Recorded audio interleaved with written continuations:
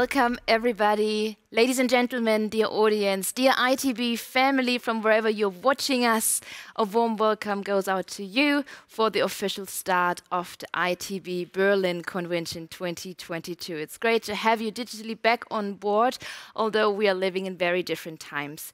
Now, we are going to have now an outlook of the upcoming 3 days, as I mentioned, of course, under the circumstances and under very special circumstances, with very vulnerable and hectic times we are living in, still with an ongoing pandemic, and of course, with a war in Ukraine. We're going to look into that as well. For the Q&A session, ladies and gentlemen, please submit your questions into the question box. And then we're going to ask and answer, of course, your questions later on in our Q&A session. As I said, it's also great to have you digitally on board. Please use the hashtag ITBBerlin Convention on all the social media platforms. We are there for you, for your comments, for your thoughts, and of course, for your questions. And now I warmly welcome the CEO of Messe Berlin with us this morning is Martin Ecknig. Good morning.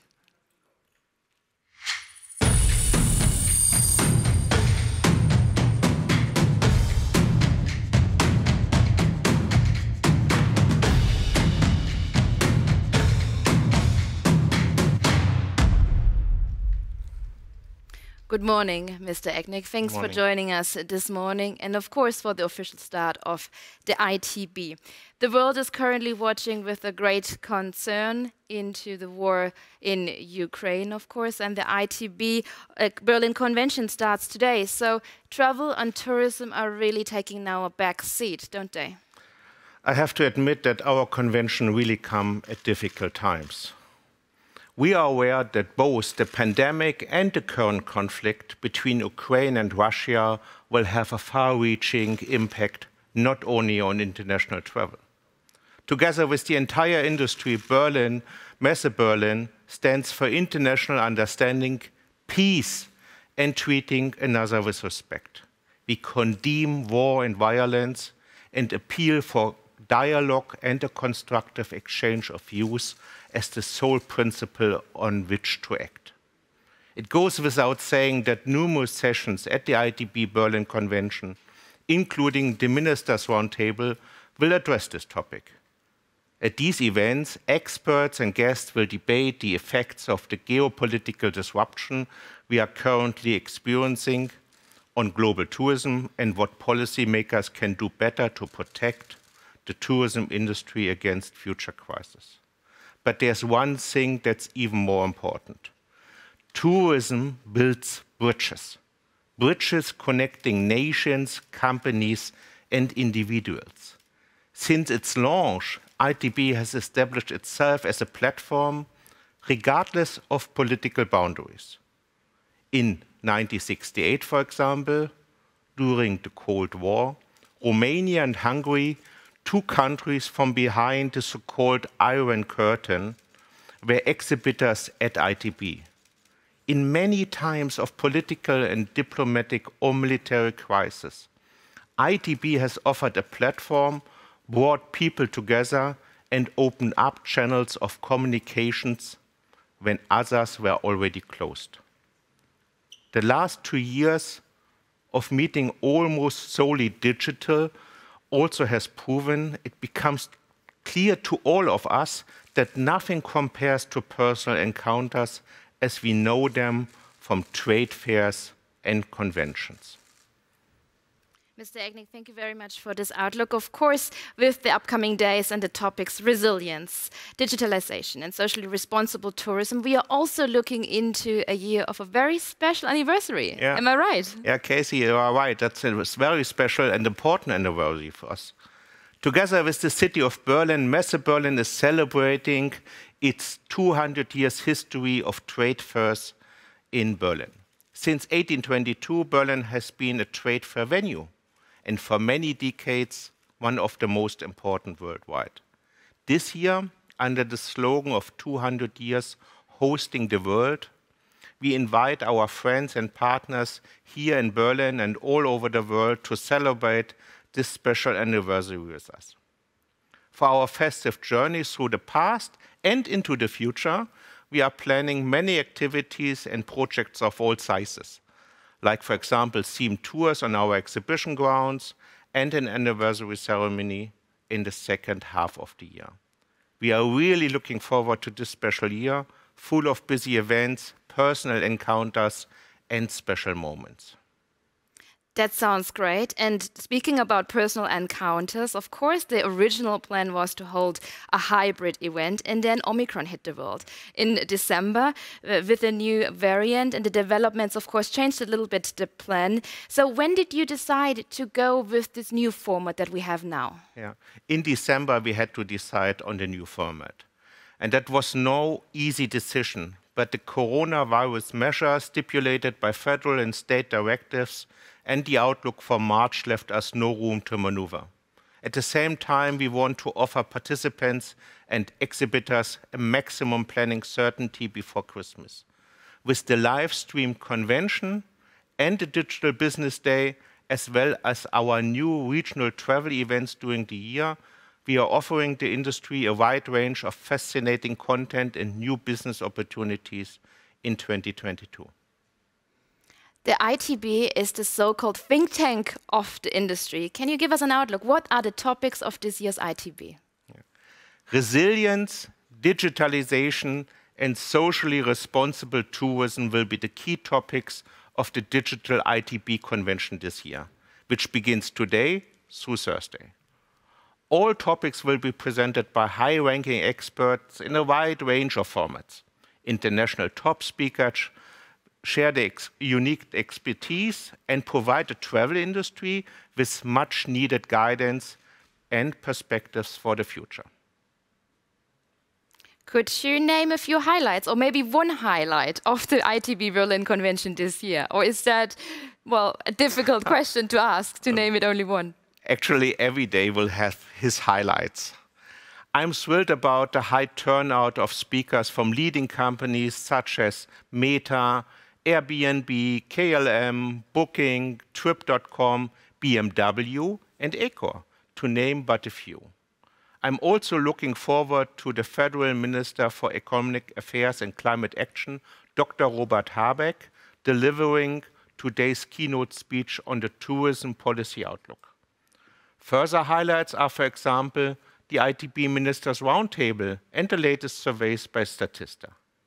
Beside the startup pitch, which is looking for hotel tech startups, and the keynote by Professor Rockström, the director of the Potsdam Institute for Climate Impact Research, I'm also looking forward for the presentation of Georgia, as well as the all-female session about the ITB gender equality in tourism.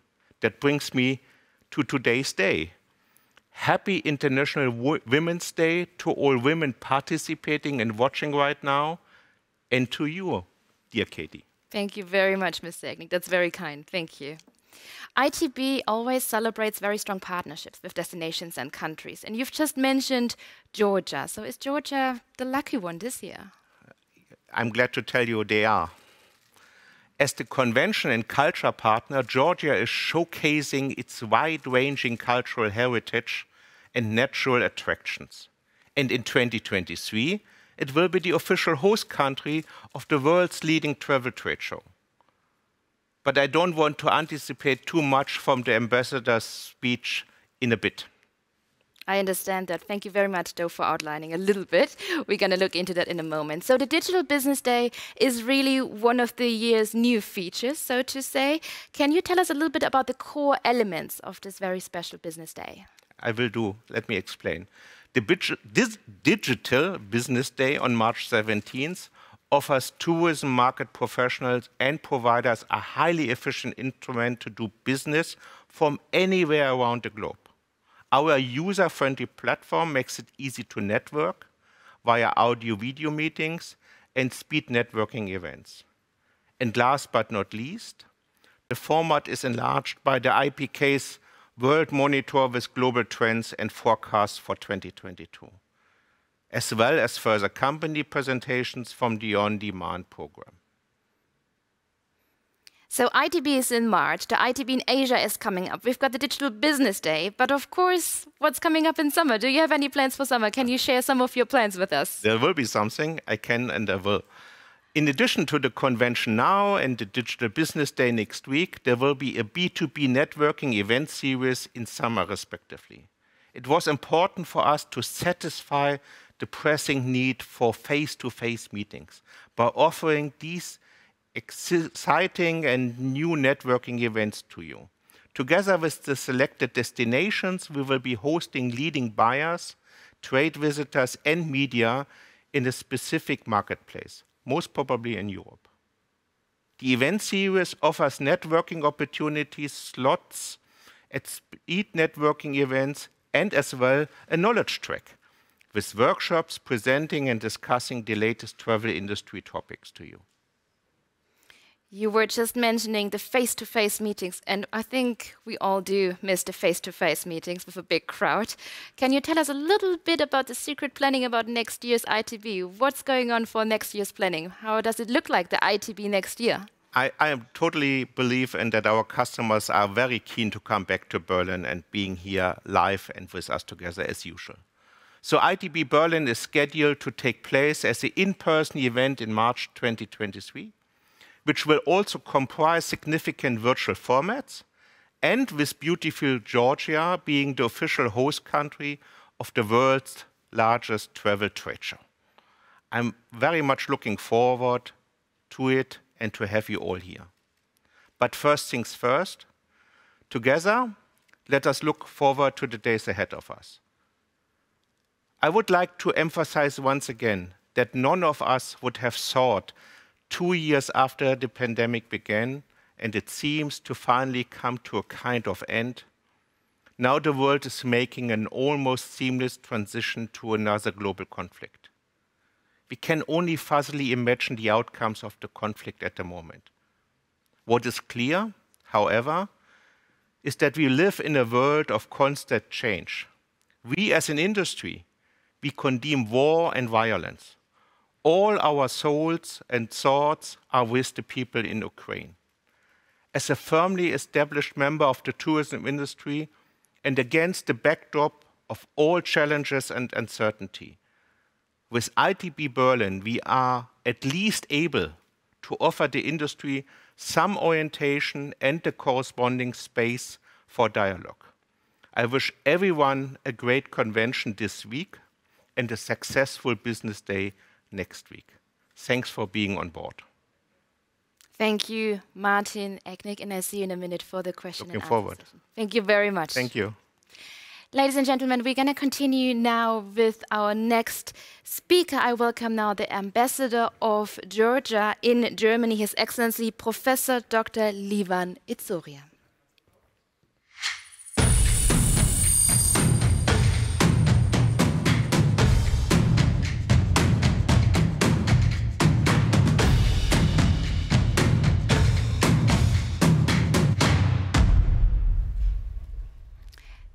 His Excellency, welcome. Great to have you here on board. Due to other responsibilities, of course, you have to leave right after your speech, but we are very thrilled to have you here on board. Thank you very much. The stage is yours. Thank you so much. Dear Mr. Ecknig, dear Mr. Ruetz, dear Mr. Fiebig, dear Mr. Kautz, dear Mrs. Gallus, ladies and gentlemen, first of all, I thank you very much for this opportunity to be invited as a speaker at this very important event. From the outset, I would like to express my country's huge support and solidarity with our Ukrainian sisters and brothers, defending not only their freedom and peaceful future, but also the security of Europe. Russia's invasion into Ukraine represents the continuation of the Russian aggression started in 2008 in my homeland. I express my deepest condolences to the Ukrainian families and relatives of the victims. In this very difficult period, my country has once again expressed its strong devotion to the EU aspirations, and along with Ukraine and Moldova, has officially applied for the EU membership, which represents a new chapter and milestone in the EU-Georgia relations, paving way for the final membership of the EU. We also attach huge importance to the cooperation with the EU and its member states, which is also reflected in the sectoral integration process, and the field of tourism and people-to-people contact play one of the key roles in this dimension. This year, Georgia is a cultural partner on ITBBerlin. Located as a crossroads between Europe and Asia, Georgia has integrated aspects of various cultures, at the same time retaining its own unparalleled identity. Georgia's unique culture was always favored with excellent influences from West and East, North and South, starting from the prehistoric period to this date. This aforementioned diversity and its top ranking in the world's prestigious indexes have turned Georgia into a premier travel destination in the region, attracting over 9 million international visitors before the pandemic outbreak, around 3 times more compared to its population. Other than that, it is a great honor for us to become the official host country of ITBBerlin 2023, which is not simply an international occasion, it is a path to further assist the development of Georgia's tourism sector, as well as its positioning on international markets. We are confident that the event will be a foundation of cooperation and experience sharing within the sector, and in this light, look forward to facilitating the exchange of knowledge and best practices in the international arena. On behalf of Government of Georgia, I would like to assure you that we are committed to organizing ITBBerlin 2023 at the highest level and put all effort to make it a memorable event for all the participants. Today, we acknowledge that tourism is the key to achieving economic prosperity, advancing people-to-people contacts, and embracing different cultures. And in the framework of mutual effective cooperation, I am convinced we possess all the resources to jointly ensure that in the post-COVID reality, tourist industry continues to further prosper and makes its invaluable contribution to our economies. The government of Georgia has outlined a long-term tourist development vision that highlights the importance of preserving and enhancing Georgia's natural and cultural heritage, introduction of innovative initiatives, act on sustainability and resilience. One of the key to achieving our long-term goals will be to focus on the development of new policies, diversification and sustainability of the tourism products. In 2021, Georgia was named the world's leading country by Eurocontrol with fastest dynamic of recovery in the aviation industry. Georgia also witnessed speedy recovery in serving international passengers.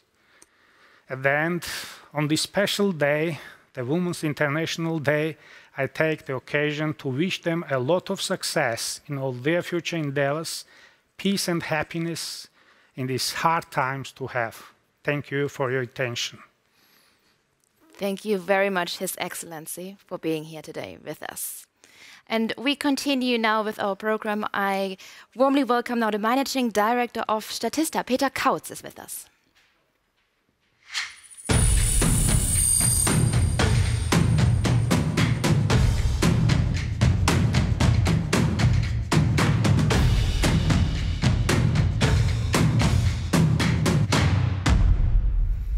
Has COVID reshuffled now the cards in tourism? Peter Kautz, the stage is yours. Many thanks. Many thanks for the invitation. Many thanks for having us. On days like these, it is not always very simple and easy to stay optimistic and also to stay rational. We as Statista, me personally, we try to give our best in the coming minutes to stay rational, and the way we do that is usually we combine 3 elements. First thing is we use primary market research, so we have surveyed thousands and thousands of people globally in different kind of markets. We have modeled certain aspects, parameters, but also we use reliable secondary sources. And this altogether gives us a picture of how this travel industry can kind of come back, how is it going to evolve. And what I'd like to show on the kind of first page here is that we actually see a rebound which comes after 2 years kind of below pre-COVID level. What you can see on the left-hand side here on this chart is that we are predicting that end of next year, actually, we are reaching a level of $750 billion in terms of revenue, which is for the first time pre-COVID level. This actually is not purely, but also pretty much driven by higher spend per travel. So people who are willing to travel, roughly 60% are kind of planning trips in 2022. They are actually spending more on individual travel. And this comes at a time, as already kind of pointed out from earlier speakers and you, Katie, of extreme vulnerability. We do see a Russian-Ukraine war, which is having an impact on the travel and tourism industry. But also here, we like to bring some facts. And there are always two sides to the travel industry. One is looking and considering the countries where people kind of go to on trips and on travel. And here we do talk about roughly 8% of the overall global value, considering Russia and Ukraine as well as the nearby countries. 2.6% are actually kind of in Russia and Ukraine. The other part of this kind of industry is obviously the outbound travel, where we do have roughly 2.5% of the global travel industry consisting of travelers and citizens from Russia going anywhere else. And why we believe that actually all external shocks have shown temporary but not a huge impact in the long run on kind of international travel. We do believe that certain countries will face severe impacts based on this kind of Russian-Ukraine war. To name a few, I mean, Turkey you do have as a kind of single most important destination for Russian travelers. That's also one of the reasons why people get involved there and are highly concerned, but also other countries which will feel that this inbound travel will decrease to a certain extent. Let's concentrate on also other aspects. And what you can see here on this slide is actually the tendency and the first element which has changed during the pandemic. And this is related to where people go to. And what we have seen is that domestic travel is actually a trend which has dramatically increased in recent 2 years, but also will remain. Considering the charts you see on the right-hand side in 3 countries, Germany, US, and UK, we have been seeing a very strong increase in domestic travels. This goes up almost 100% in places like Germany, but even kind of 50% in other countries like UK or the US. 60% of the people are willing to travel. This is a good sign. That's part of the optimism I mentioned earlier for the travel industry, though COVID still remains the top #1 reason why people are still a little bit concerned or not potentially going traveling. The reasons for traveling remain relatively constant. And that's also some aspect which hopefully gives us a certain level of security, because reasons like, for instance, visiting the beach, going on beach vacation remains the top #1 reason to travel. And this is something perhaps where also established players, but also new players can actually get some security in terms of how do they need to kind of plan and what do they need to also foresee. Moving on, there is behavior which has changed. And one of the elements is, for instance, when do people plan their vacations or their trips, including business trips. And that's what's kind of based on our survey in these kind of 3 countries with over 6,500 people, is that travel gets kind of planned on a much shorter notice. So while you've seen that travels within the kind of 4 weeks of departing kind of contributed to 15% and or 30% in the US, kind of pandemic, it is now kind of double the kind of level, 30%, respectively 50%. Also what changed is the behavior while traveling. People avoid bigger crowds. They are trying to be protective. They buy protective items, masks, etc. But also they avoid activities with other kind of tourists. Insurances, as a result of that, are getting obviously more popular. Things and services like kind of travel, but also kind of cancellation insurances have seen a significant increase.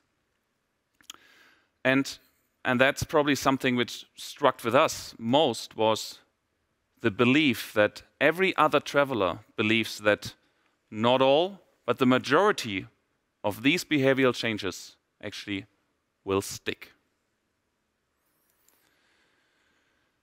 And on top of this new normal, because of health-related topics, we do see that there are other trends. We kind of just picked out two, and obviously this can be just a little bit of a snippet from what we've kind of found out. But what we see is that people do expect certain elements while traveling. One element, which you see here on the right-hand side, are technical, digital kind of elements while traveling.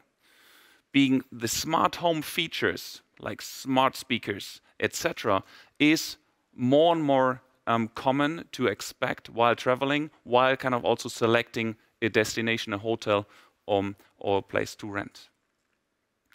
And people also expect more from politics. I saw Robert Habeck is coming later today, and there it is something what you also expect from policymakers as well as from travel providers, that you want to have certainty that you could get your money back in terms of crisis come once again or things change, or also to ensure that your health kind of remains top priority, and this refers to free test capacities, which I do expect. Last but not least, also the considerations regarding climate change and what kind of the travel industry, but also my own travel footprint means to sustainability and to climate change is top priority. 60% believe that this will determine the way they travel going forward. Although just 25% that actually have changed their plans yet. This specifically goes towards kind of long-haul flights, but also includes other elements. And what you can see is, one is the belief is stronger than the actual behavior, but also you can assume that this is what we've been seeing so far in terms of actual behavioral change towards climate change is just the beginning and will increase. If you're curious to learn more than happy to share more of the in-depth analysis later today. And in the meantime, good luck, stay positive. We are looking forward to see you, of course, later as well. Thank you, Peter Kautz, Managing Director at Statista, and I see you in a minute for our Q&A. Thank you very much. Ladies and gentlemen, I welcome now our next speaker. With us is also the President of the German Travel Association, Norbert Fiebig.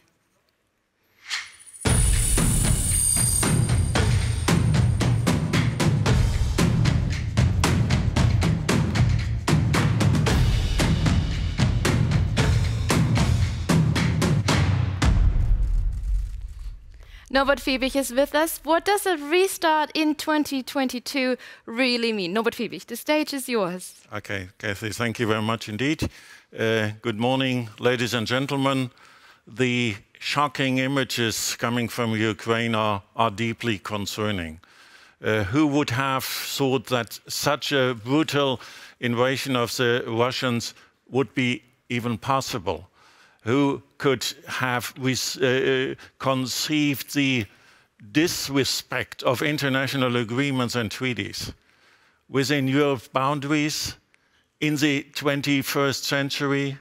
The enormous suffering of the people, this humanitarian disaster, must now be brought to an end as quick as possible. This must now be the focus of all political and diplomatic actions.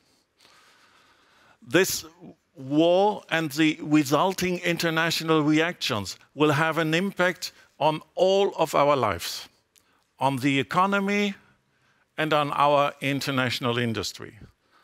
The specific consequences, however, are very difficult to predict at this point in time.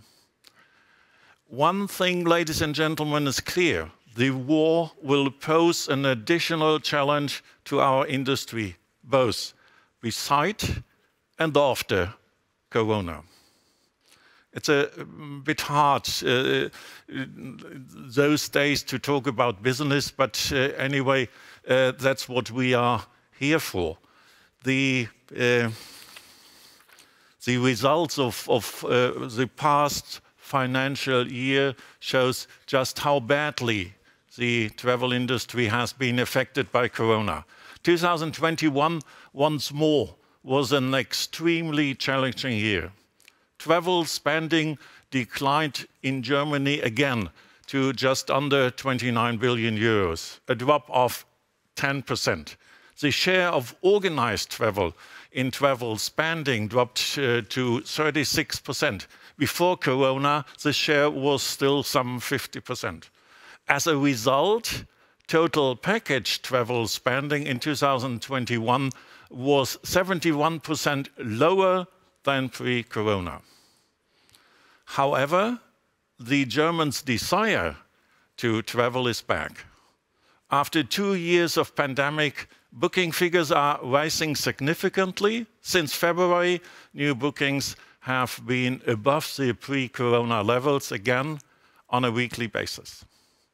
Families in particular are now booking their summer vacations slightly later than usual.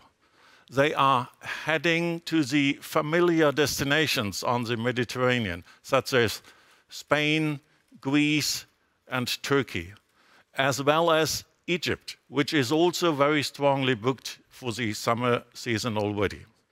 This year, we can see that the holidays makers are once again opting to the convenience and the security of package tours. The share is 77%, an increase of 6 percentage points compared to the times before Corona. But even though we are witnessing a strong rise of booking curve right now, the overall booking volume for the summer season still shows a minus of 38% compared to the time before Corona. Last week, ladies and gentlemen, the German Robert Koch Institute withdrew its list of countries declared high risk due to Corona. This means that no international COVID travel warnings remain, and entering as well as re-entering Germany is made easy again. Finally, quarantine and registration requirements have been dropped. These measures, ladies and gentlemen, were overdue. Countries such as Egypt and Turkey, which were recently classified as high-risk zones due to Corona, will surely benefit from this decision. All of these changes will help the further improve the booking trend of this year. The general conditions for a successful summer season are quite good. To what extent the war in Ukraine will impact this expected development cannot be predicted today. The next few weeks will show.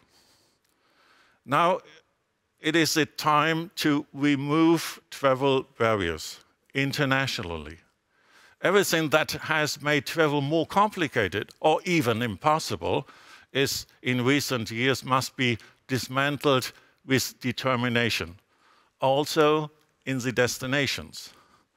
We must get rid of the burdening bureaucracy of entry and exit formalities and other regulations, which have taken hold in most countries during Corona. They have seldom brought any user added value, at least when it comes to Germany.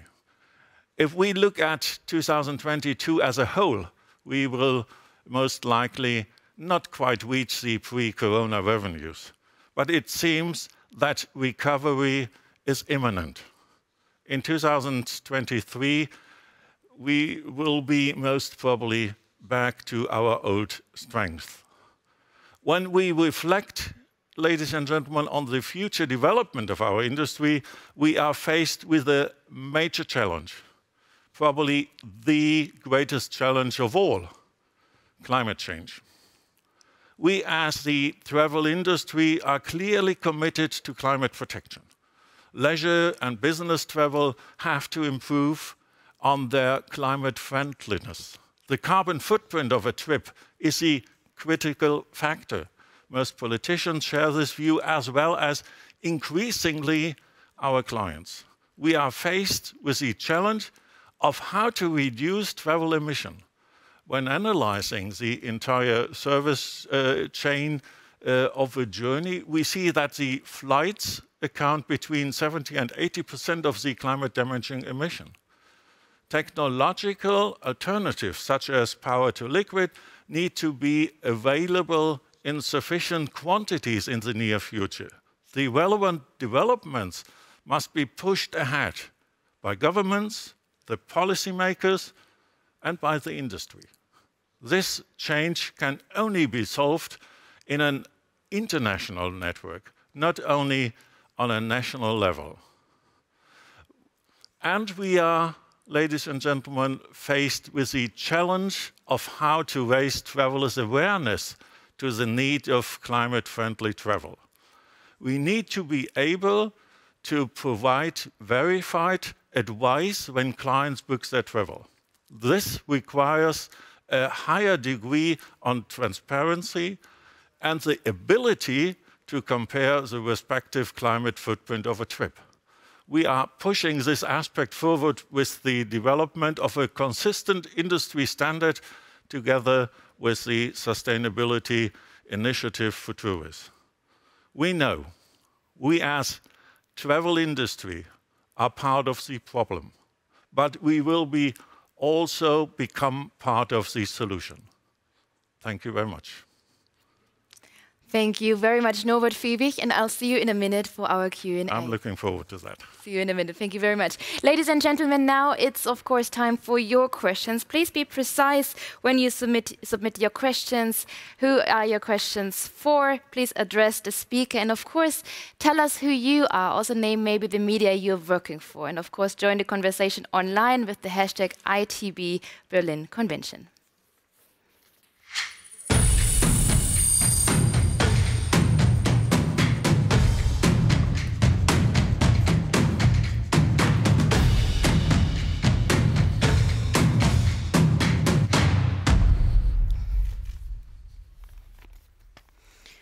Ladies and gentlemen, as I mentioned, what are your questions now? What are your questions on your chat? Just let's have a look what you are actually looking into it. I do see a few questions already. Let's have a look. Are you ready, gentlemen? I see the questions in front of me, so ladies and gentlemen, don't be confused when I look slightly a little bit below the camera. Let's go with the first question. Considering the war in Europe, do you think people will stick to their vacation plans for the summer? And the second question, an add-on question, will the prices rise? Mr. Kautz, could you answer that question? And then we go and start the round. It's always tough to come up with predictions, but if I consider such a question, then it's always helpful to consider the past a bit. In terms of, for instance, the air travel industry, the IATA kind of published quite some figures and does have a kind of trend line and then assesses external shocks, such as such a brutal war, in comparison to the overall trend and sees what the actual impact is. And in history, we have seen that it's roughly 5 to 7% decrease in the first year and then in the second year in terms of air travel. And this gives you a ballpark. So it's not kind of double digit, but it has an impact. That's probably the bottom line of the first part of the answer. The second part of the answer is that we see also when surveying and asking people that they are concerned. Risk is a topic they do have on mind. although it's not top of mind. So what we usually see is that certain kind of travel tendencies, they just go somewhere else. So if they wanted to kind of travel to a certain region which is now effective, a part of it will go somewhere else. So it's not a yes or no. It's probably too difficult to answer that one, but it will have an impact, but we don't predict it as big as some people might fear it right now. Mr. Fiebig, what's your answer to that question? Will the people stick to their travel plans in summer? And of course also the prices, are they going to rise? I totally agree on the view, what impact that is going to have on the willingness to travel. After 2 years of Corona, people are very keen about spending their holiday at the familiar destinations again. Whether that is going to have an impact that they may choose for a different country, that's hard to predict at the very moment. We have seen in the first week of Corona, the booking situation was more or less untouched so far, but we expect some reactions in the coming weeks.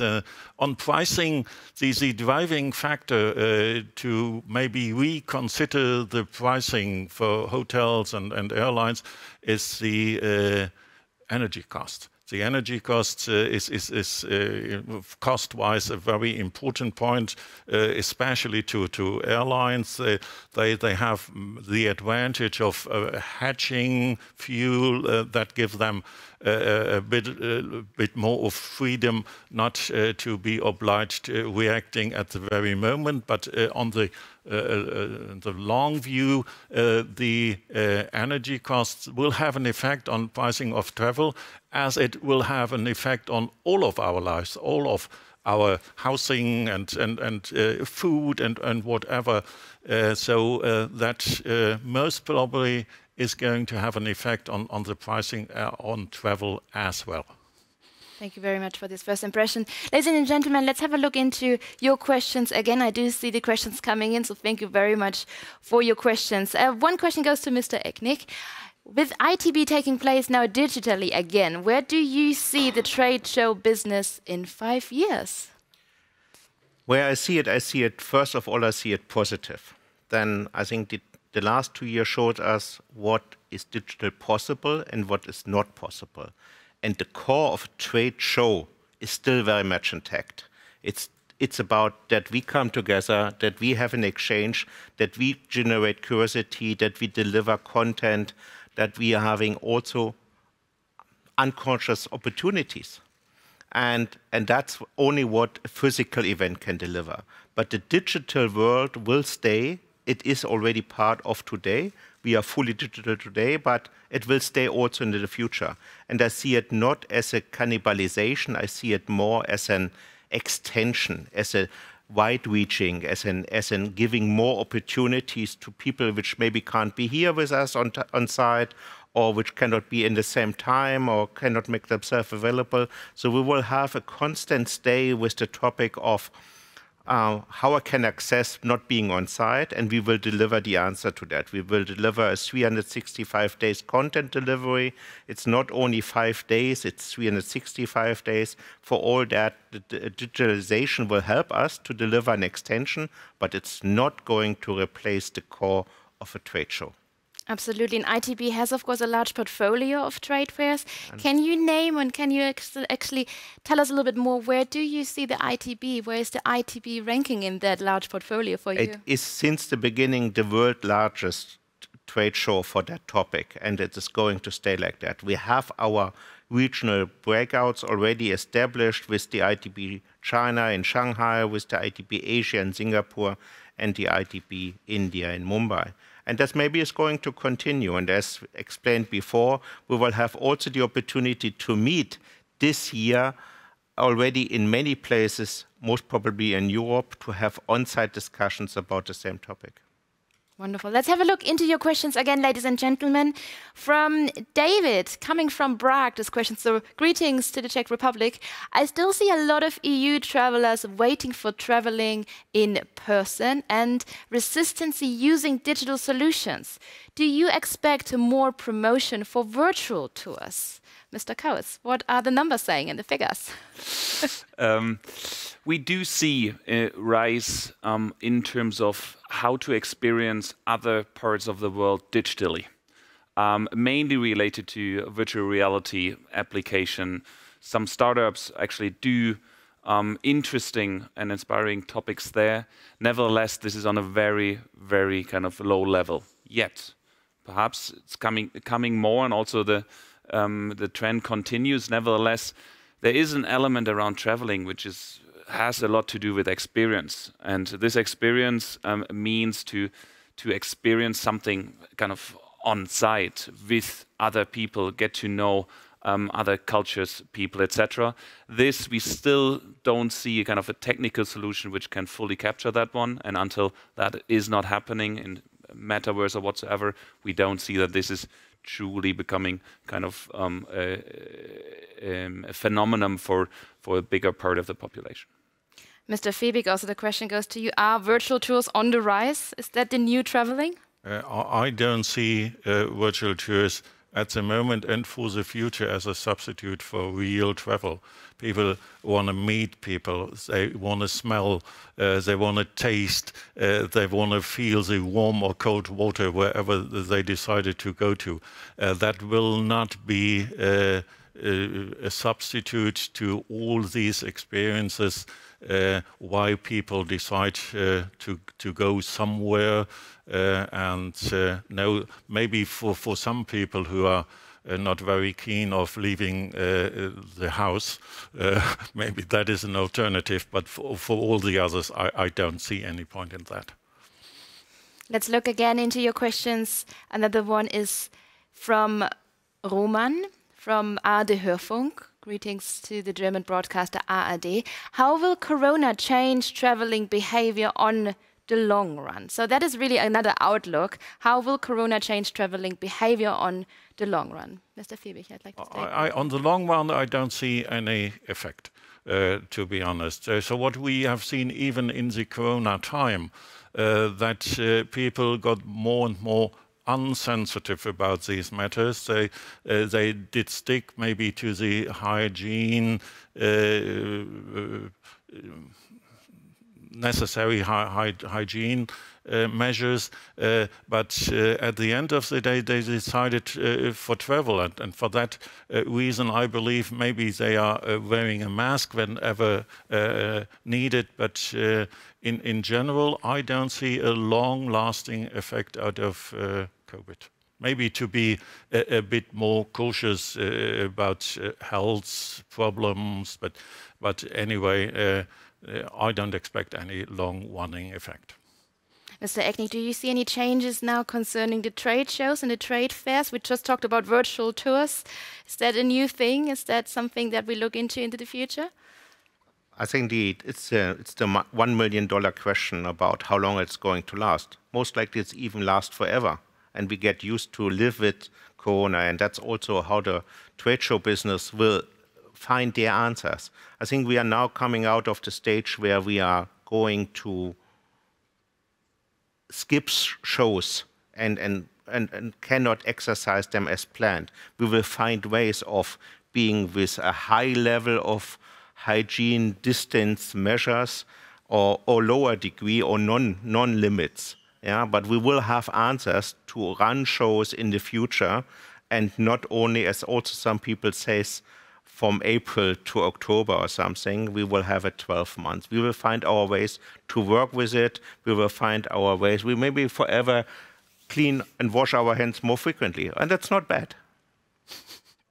Let's have a look into the questions again. I just skipped through. That was the question that we had. Oh, another one question coming from Sofia from Latvia.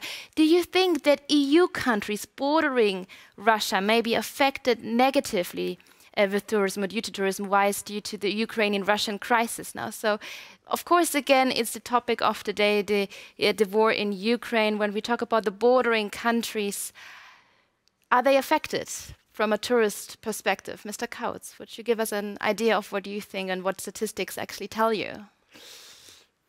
Going back to the numbers, we do have all these bordering countries, either kind of bordering to Russia or Ukraine, make up roughly 4.5% of the overall global travel and tourism industry. And in the short run, we expect them to be effective, because it is security topics are important for people, and also they also need to be conscious about what kind of signal do I send. So in the short term, yes. In the mid and long term, we still hope, and also that what's kind of also historical events showed, that this comes back pretty quickly. And as soon as you do have a secure kind of situation in these kind of countries, or also at the borders, and you're not directly affected, people can differentiate, and they still go because they also see the positive effect of traveling, because they're bringing kind of funds to the country, they are staying in contact with people. So in the midterm, I would hope that this goes back and comes back pretty quickly.